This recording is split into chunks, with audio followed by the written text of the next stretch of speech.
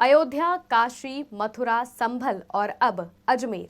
संभल में जल रही आग अभी ठंडी ही हुई थी कि उसी से मिलता जुलता एक और मामला अब अजमेर से सामने आ रहा है।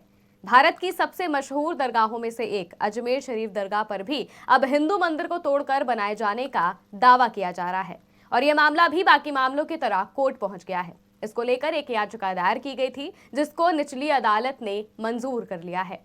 मतलब ये कि इस मामले में अब कोर्ट में सुनवाई होगी। कोर्ट ने नोटिस भी जारी किया है। क्या है ये पूरा मामला, आइए जानते हैं। नमस्कार, मैं हूं महिमा शर्मा और आप देख रहे हैं आज की खबर।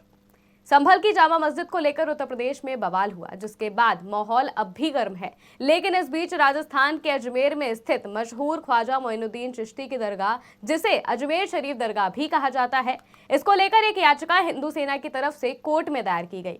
हिंदू सेना की अर्जी में अजमेर शरीफ दरगाह को संकट मोचन महादेव का मंदिर बताया गया है। अजमेर के सिविल कोर्ट ने इस अर्जी को स्वीकार करते हुए सभी पक्षकारों को नोटिस जारी किया है और जवाब मांगा है। इस अर्जी पर 20 दिसंबर को अगली सुनवाई होगी।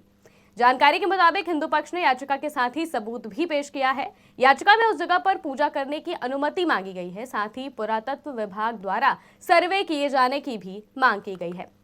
वहीं दूसरी ओर एआईएमआईएम नेता असदुद्दीन ओवैसी समेत कई लोगों ने इसकी आलोचना करते हुए पीएम मोदी को घेरा। पहले हिंदू पक्ष के दावों पर बात कर लेते हैं। हिंदू पक्ष की तरफ से दावा किया गया है कि दरगाह की जमीन पर पहले भगवान शिव का मंदिर था। मंदिर में पूजा और जलाभिषेक होता था। याचिका में अजमेर के रहने वाले हरविलास शारदा की साल 1911 में लिखी हुई एक किताब का हवाला दिया गया है।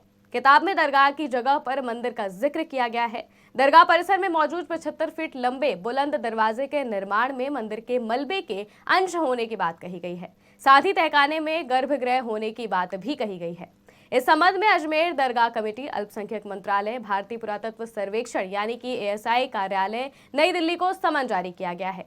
वहीं याचिका दायर करने वाले विष्णु गुप्ता ने कहा कि हमारी मांग थी कि अजमेर दरगाह को संकट मोचन महादेव मंदिर घोषित किया जाए और दरगाह का किसी प्रकार का पंजीकरण है तो उसे रद्द किया जाए। उसका सर्वेक्षण एएसआई के माध्यम से किया जाए और वहां पर हिंदुओं को पूजा पाठ करने का अधिकार दिया जाए।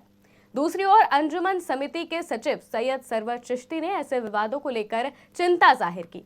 एक वीडियो जारी कर सरवर चिश्ती ने कहा कि ख्वाजा मोइनुद्दीन चिश्ती की दरगाह अनेकता में एकता को बढ़ावा देती है। साथ ही उन्होंने कहा, सदियों पुरानी मस्जिदों पर ये लोग इस तरह की हरकतें कर रहे हैं, लेकिन ये चीजें देश हित में नहीं है।